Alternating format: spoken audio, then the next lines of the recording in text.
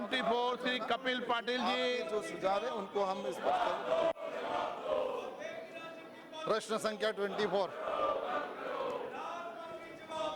माननीय सभापति, उत्तर सभा पटल पर रख दिया। अध्यक्ष महोदय, मेरे सवाल का जो जवाब दिया है उसमें कौशल्य विकास योजना के माध्यम से खेती करने वाले 56,50,000 किसान, पशुपालक 12,000 किसान और मछली पालक 65,000 किसानों को गए 4 सालों में ट्रेनिंग दिया है। मैं आपके माध्यम से मंत्री महोदय से जानना चाहूँगा कि कौशल्य विकास के माध्यम से प्रशिक्षण लेने के बाद में इन किसानों ने जो प्रशिक्षण लिया उस तरीके से खेती करना, पशुपालन करना और मछली पालन करना शुरू किया है क्या? अगर किया है तो उनके जीवन में इसका क्या फर्क पड़ा है और उनके आय में कौशल्य विकास के माध्यम से प्रशिक्षण लेने के बाद में जो खेती की तो उनके आय में क्या फर्क पड़ा है, इसकी जानकारी कोई लेता है क्या? अगर लेता है तो उसके आंकड़े क्या है, इसकी जानकारी आपके माध्यम से मैं मंत्री महोदय से जानना चाहूँगा।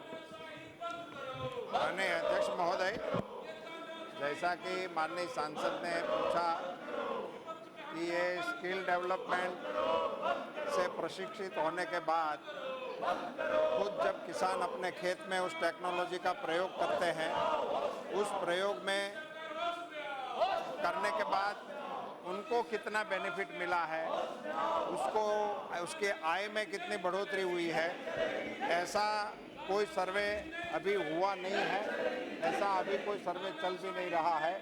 माननीय अध्यक्ष जी, मैं आपके माध्यम से माननीय सदस्य को ये बताना चाहता हूँ कि कृषि में वैसे परंपरागत रीति से ही हमारे किसान बहुत ही कुशल थे ही और कुशल है भी, मगर जो टेक्नोलॉजी में नए नवाचार आते हैं, बीज वगैरह में नए नवाचार आते हैं, अगले सवाल में जो चर्चा हो रही थी कि जैविक उर्वरों की उपयोग में जो काम करना है, इन सारे नवाचारों को किसानों के बीच में जाकर उनको प्रशिक्षित करने से इन सारे नवाचारों से किसान लाभान्वित होता है और अपनी खेती में उनका प्रयोग करने से निश्चित रूप से उनको भी बेनिफिट मिलता है। और जो किसान अपने खेत में नवाचार करते हैं, जैसे रूडी जी बता रहे थे कि वो अपने खेत में जैविक खेत का जो प्रयोग कर रहे हैं, जैविक उर्वरों का, उसको देख के आसपास के किसान उसके बेनिफिट को लेने के लिए उत्सुक हो जाते हैं, तैयार हो जाते हैं। तो ये इस प्रकार से अपने कृषक समाज में ऐसे नवाचार को देख के उसका अनुसरण करने की एक परंपरा है। तो ऐसे इस ट्रेनिंग से लाभान्वित किसानों से कृषि को बेनिफिट हो रहा है।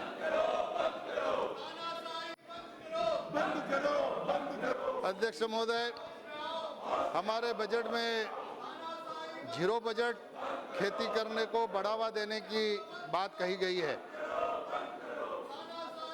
मैं आपके माध्यम से मंत्री महोदय से जानना चाहूँगा, क्या कौशल्य विकास योजना के माध्यम से ऑर्गेनिक फार्मिंग को बढ़ावा देने के लिए किसानों को प्रशिक्षित करने के बारे में सरकार ने कुछ कदम उठाए हैं? अगर उठाए हैं तो ऐसे कितने किसानों को अभी तक इस माध्यम से प्रशिक्षित किया गया है और कितने किसान ऑर्गेनिक खेती के तरफ आकर्षित हुए हैं, इसकी जानकारी दें। माननीय अध्यक्ष महोदय, सुभाष पालेकर, ये जो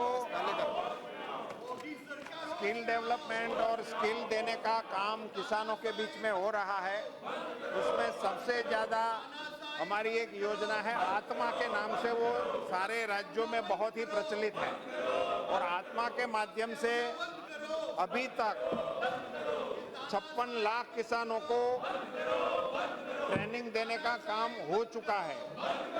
भारत कृषि कौशल परिषद, उनके माध्यम से ऐसे अभ्यासक्रम अनुमोदित किए गए हैं और उसमें 200 घंटों की एक ट्रेनिंग दी जाती है। उनके जरिए 21,162 किसानों को प्रशिक्षित किया गया है।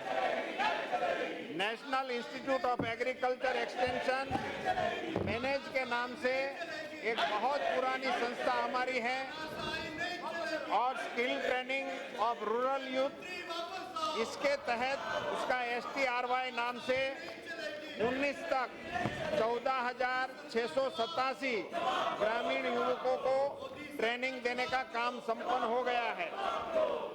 इन सारे ट्रेनिंगों के बावजूद सबमिशन ऑफ एग्रीकल्चर मैकेनाइजेशन, उसके चलते ट्रेनिंग, टेस्टिंग, डेमोन्स्ट्रेशन किसानों के बीच करते हुए 49,033 किसानों को ट्रेनिंग देने का काम संपन्न हो चुका है।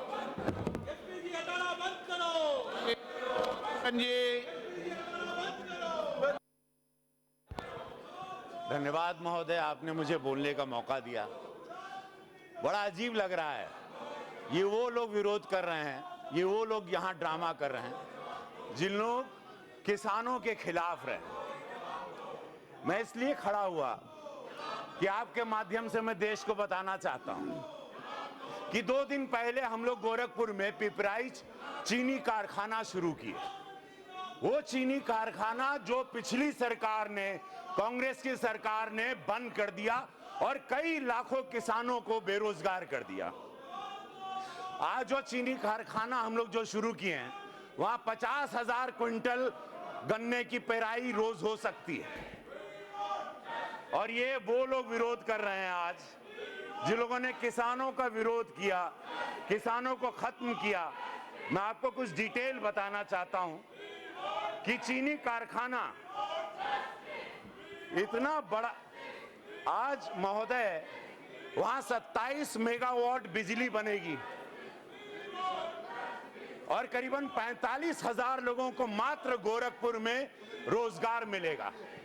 यह हमारे श्रद्धेय प्रधानमंत्री जी, हमारे अद्भुत पूज्य योगी महाराज जी, केंद्र सरकार जो किसानों के प्रति सेंसिटिव है, जो गरीब किसानों के लिए सोचती है, उसके लिए चीनी कारखाना एक पूरे देश में खुशी की लहर दौड़ गई है, पूरे उत्तर प्रदेश में, पूरे पूर्वांचल में। और ये लोग विरोध कर रहे हैं जहां पर आज खास किसानों के लिए बात किया जा रहा है। मैं किसान का बेटा हूं, मैं जानता हूं किसानी, उसी खेत से मैं पला बड़ा, पढ़ाई की।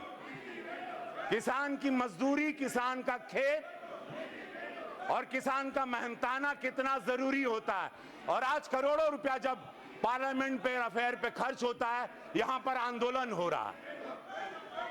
ये देश के साथ ये लोग क्या करना चाहते हैं मुझे नहीं मालूम, लेकिन केंद्र सरकार को मैं धन्यवाद दूंगा, राज्य सरकार योगी महाराज को धन्यवाद दूंगा कि पिपराइच में, पीलीभीत में और न जाने और कितनी गन्ना कारखाने शुरू हो रहे हैं, जिससे, और आपको बता दूं, हम लोग शुगर फ्री भी वहां ऐसे बना रहे हैं जिसको एक्सपोर्ट किया जाएगा, हमको 200-300 रुपया ज्यादा मिलेगा।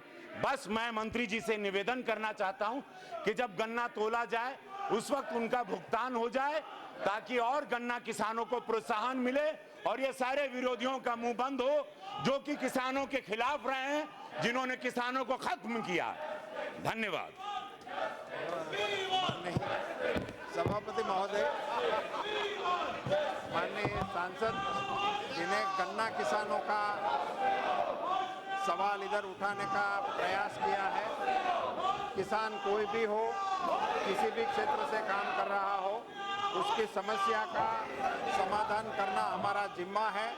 गन्ना किसानों को भुगतान हो, इसके लिए सरकार ने क्या क्या किया है, ये इस सवाल से जुड़ी हुई बाबत नहीं होने की वजह से उसके फिगर में नहीं दे सकता हूं, मगर मैं इनकी भावना के साथ तत्वतः सम्मत होते हुए, जब भी किसान की कोई भी जनस मार्केट में जाए, उसकी खरीद हो जाए, तो उसको तुरंत ही उनके पैसे मिल जाए, उस प्रकार की व्यवस्था करने का सरकार का मंशा है। और उसके चलते उत्तर प्रदेश की सरकार के साथ बैठकर इस मसले में हमारे सांसद की भावना के अनुरूप जो करना होगा वो करेंगे।